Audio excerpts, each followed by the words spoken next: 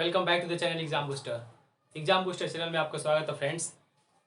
जैसा कि हम लोग इंडियन ज्योग्राफी के सीरीज को पढ़ रहे थे, प्रीवियस लेक्चर में हमने सिंधु नदी तंत्र के बारे में, इंडस रिवर सिस्टम के बारे में हमने अध्ययन किया था। उससे रिलेटेड सिंधु नदी तंत्र और झेलम नदी तंत्र को हमने कवर किया था। उससे रिलेटेड जितने भी फैक्ट परीक्षा में पूछे जाते हैं हमने कवर किया था। अब उससे नेक्स्ट सीरीज को आगे बढ़ाते हुए जितनी भी रेस्ट रिवर्स हैं, चिनाब, रावी, व्यास, सतलज, ये जो चार रिवर्स हैं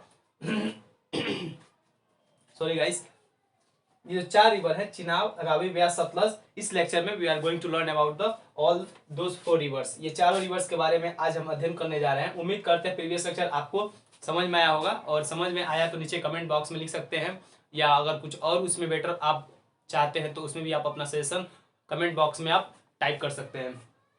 आइए इसी सीरीज को स्टार्ट करते हैं। हम लोगों ने सिंधु नदी तंत्र के बारे में अध्ययन किया था, झेलम के बारे में भी हमने अध्ययन कर लिया था। आज रेस्ट जो चार नदियां हैं, चिनाब, रावी, व्यास, सतलज, उसके बारे में हम अध्ययन करने जा रहे हैं। इस लेक्चर में बेसिकली मैं आपको क्या प्रोवाइड कराने जा रहा हूं, जो रेस्ट नदियां हैं, जो आपकी चिनाब है, रावी है, व्यास है, सतलज है, उनका उद्गम स्थान कहाँ है और मुहाने कहाँ पे जाके अपने पानी को किसी बड़े नदी में मिलाती हैं, किस पास से होकर गुजरती है, इनकी लेंथ कितनी है, इनकी लंबाई कितनी है, और इनका टोटल क्षेत्रफल कितना कवर करती हैं, जिसमें अपने पानी को ये एक्सपेंड करती है ताकि खेती किसानी किया जा सके। इन सारे चीजों को हम इस लेक्चर में अध्ययन करने जा रहे हैं। आइए बात करते हैं। हमने सिंधु नदी तंत्र के बारे में अध्ययन किया था, उसके बाद से झेलम के बारे में हमने अध्ययन किया था। उसी से रिलेटेड नेक्स्ट जो रिवर है उसका नाम है चिनाब।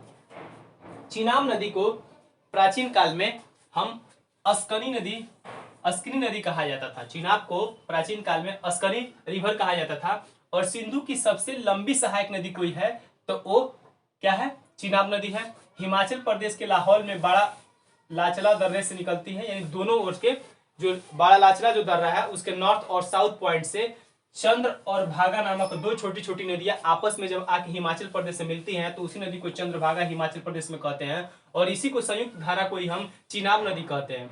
और ये जो बाड़ालाचला दर्रे से निकलती है वहीं पे हिम आच्छादित पर्वत है, उसी पर्वतों से ये निकलती है। और चिनाब की टोटल लंबाई 1180 किलोमीटर है, और इसका अपवाह क्षेत्र 26,755 किलोमीटर स्क्वायर है। आप इमेज में भी देख रहे होंगे।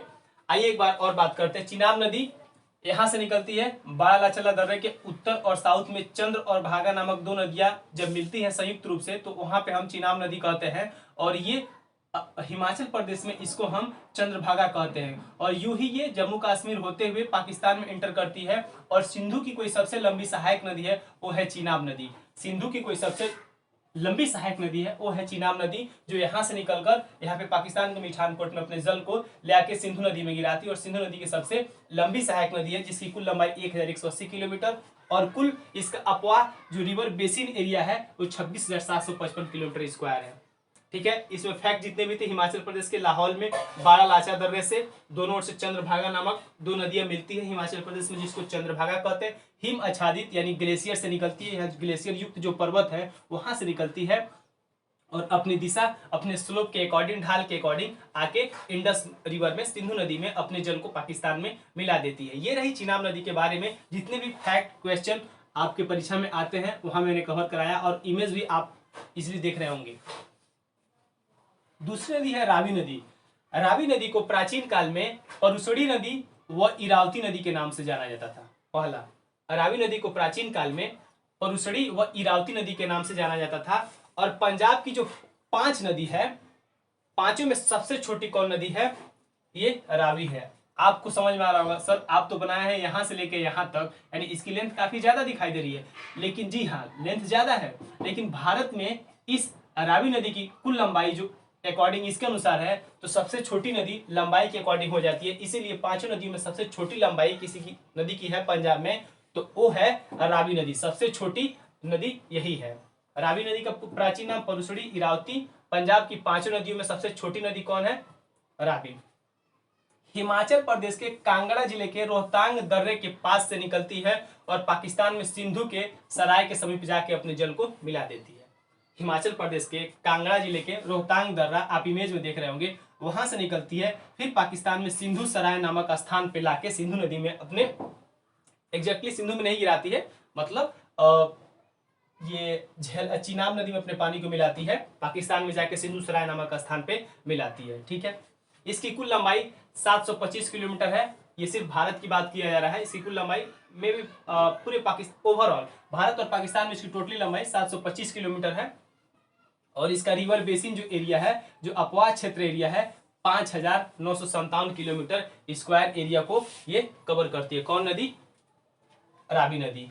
जानने वाले फैक्ट, कहां से निकलती है? रोहतांग दर्रे के पास से निकलती है। और ये पंजाब की जो 5 नदियां हैं उसमें सबसे छोटी नदी यही है जो भारत में बहती है और सीधे पाकिस्तान में सिंधु सराय के समीप जाके चीनाब में अपने पानी को मिला देती है, जिसकी लंबाई 725 किलोमीटर, अपवाह क्षेत्र 5,957 किलोमीटर स्क्वायर। ये रहे इससे रिलेटेड फैक्ट, आपको इजिली समझ में आया होगा। नेक्स्ट रिवर की ओर आगे बढ़ते हैं। ब्यास नदी। ब्यास नदी का प्राचीन नाम बिपाशा। ब्यास नदी का प्राचीन नाम बिपाशा। ये सतलज की सहायक नदी है। सतलज की सहायक नदी इसलिए है, आप इमेज में भी देख रहे होंगे, और उसके साथ साथ मैंने यहाँ पे व्हाइट बोर्ड पे जो बनाया है, ये रही आपकी सतलज रिवर। ये जो रेड कलर का है ये सतलज रिवर है, और यही पे इसकी सहायक नदी है व्यास नदी, जो भारत से ही निकलती है और भारत में ही अपने कंप्लीट लंबाई को कंप्लीट करती है, टोटल लंबाई को कंप्लीट करती है और सतलज में फाइनली जाके अपने जल को मिला देती है। ये है ब्यास, काफी छोटी नदी है। और कहां से निकलती है? हिमाचल प्रदेश की कुल्लू पहाड़ी के रोहतांग दर्रे के दक्षिणी किनारे के ब्यास कुंड से निकलती है और कपूरथला के निकट हरिके, पंजाब में कपूरथला के निकट हरिके में जाके अपने जल को किसमें? सतलज में मिला देती है और ये सतलज सिंधु में जाके मिल जाती है। इसकी कुल लंबाई 470 किलोमीटर है। किसकी लंबाई? ब्यास की। अपवाह क्षेत्र इसका कितना है? 25,900 किलोमीटर स्क्वायर। जी हाँ, एक बार और बात करते हैं। ब्यास नदी काफी छोटी नदी है, भारत में ही निकलती है।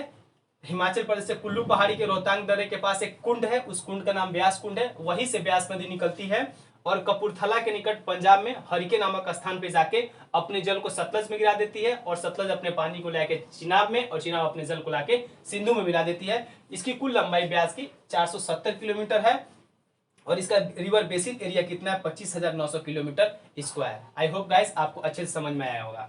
ठीक है, अब लास्ट जो रिवर बचता है सतलज रिवर। सतलज रिवर को सतुद्री रिवर बोला जाता था प्राचीन काल में, महाभारत के काल में, वैदिकोत्तर काल में इत्यादि वाले टाइम में सतलज रिवर को सतुद्री रिवर बोला जाता था। और आते देखते हैं इसकी कहां से निकलती है। ये चिनाब की सहायक नदी है, ऑफकोर्स चिनाब की सहायक नदी है। चिनाब देख ही रहे हैं कितनी लंबी है, सिंधु की सबसे लंबी सहायक नदी चिनाब है और चिनाब की ही सहायक नदी कौन है? सतलज। क्लियर? ये मानसरोवर तिब्बत में एक लेक है, उस लेक का नाम है मानसरोवर लेक। मैंने सिंधु नदी का उद्गम जब पढ़ाया था तो वहां पे मानसरोवर लेक का मैं जिक्र किया था। वहीं पे एक ताल है, एक झील है, मानसरोवर लेक में ही एक झील है, राक्षस ताल झील, वहीं से निकलती है। कौन नदी? सतलज नदी। सतलज नदी मानसरोवर लेक के राक्षस ताल झील से निकलती है और सिपकिला दर्रे को पास करते हुए, इमेज में देख रहे होंगे, सिपकिला दर्रे में पास करके भारत में इंटर करती है और इसी प्रकार इंटर करते हुए सीधे पाकिस्तान चली जाती है। और स्पीति नदी इसकी सहायक नदी है, जो आप इमेज में देख रहे होंगे, जो सतलज नदी की एक छोटी सी सहायक नदी है, उसका नाम स्पीति नदी है और यह पूर्ववर्ती नदी है। कौन नदी? सतलज नदी पूर्ववर्ती नदी। मैंने आपको बताया था हिमालय के उत्थान से पहले सिंधु, ब्रह्मपुत्र और सतलज 3 ऐसी नदियां थी। हिमालय के उत्थान से पहले इनका उद्गम हो चुका था और ये नदियां बह रही थी और धीरे धीरे हिमालय का उत्थान हो रहा था और तीनों नदियां अपने उस हिमालय को काटती गई और बहती गई। तो इसलिए सतलज, सिंधु और ये ब्रह्मपुत्र 3 नदियां पूर्ववर्ती नदियां, इसलिए मैंने यहाँ पे लिखा है एक पूर्ववर्ती नदी है। और भाखड़ा नांगल बांध, भाखड़ा नांगल डैम जो बना है वो पंजाब में सतलज नदी के किनारे ही बना है, सतलज नदी पर ही बना, सॉरी किनारे नहीं, सतलज नदी पर ही बना है। और भारत तिब्बत जो मार्ग है वो सतलज नदी के अकॉर्डिंग, सतलज नदी जैसे जैसे जाती है उसी के किनारे किनारे भारत तिब्बत मार्ग, जो नेशनल हाईवे या इंटरनेशनल हाईवे कह सकते हैं, भारत तिब्बत जो मार्ग है सतलज नदी के साइड से ही साथ लेके चलती है। इसके भारत तिब्बत मार्ग सतलज घाटी के साथ ही बहती है। इसकी कुल लंबाई कितनी? 1050 किलोमीटर लंबाई किसकी है? सतलज रिवर की। और इसका बेसिन एरिया कितना है? 28,090 kilometre square, 28,090 kilometre square. Chenab की सहायक नदी है सतलज। सतलज कहां से निकलती है? मानसरोवर के राक्षस ताल झील के पास से निकलती है और सिपकिला दर्रे से भारत में इंटर करती है। और इसकी एक सहायक नदी स्पीति नदी इसकी एक सब्सिडरी रिवर है और यह पूर्ववर्ती नदियों में से एक है, जो मैंने सिंधु, ब्रह्मपुत्र और इस नदी के बारे में मैंने सतलज रिवर, ठीक है। भाखड़ा नांगल डैम इसी नदी सतलज रिवर पे ही बनाया गया है और भारत तिब्बत का जो मार्ग है सतलज रिवर के साथ साथ ही होके जा रहा है, जो आप इमेज में देख रहे होंगे। और इसकी कुल लंबाई 1050 किलोमीटर स्क्वायर है और इसका रिवर बेसिन अपवाह क्षेत्र कितना है 28,090 किलोमीटर स्क्वायर। ये रहा सिंधु नदी तंत्र मैंने कवर कराया, झेलम नदी तंत्र कवर कराया, सॉरी झेलम उसकी सहायक नदी, चिनाब के बारे में आज हमने पढ़ लिया, रावी के बारे में पढ़ लिया, ब्यास के बारे में पढ़ लिया, सतलज के बारे में पढ़ लिया। ये रही नदियों से रिलेटेड सिंधु रिवर सिस्टम से सारे जितने भी नदियां हैं उसकी सब्सिडरी नदियां हैं, नॉन सब्सिडरी, सबको मैंने अब यहाँ पे कवर करा दिया। उम्मीद करते हैं इससे ज्यादा एग्जाम में नहीं आएंगे, सारे फैक्ट साथ साथ कंसेप्ट मैंने आपको कवर कराया। उम्मीद करते हैं आपको समझ में आया होगा।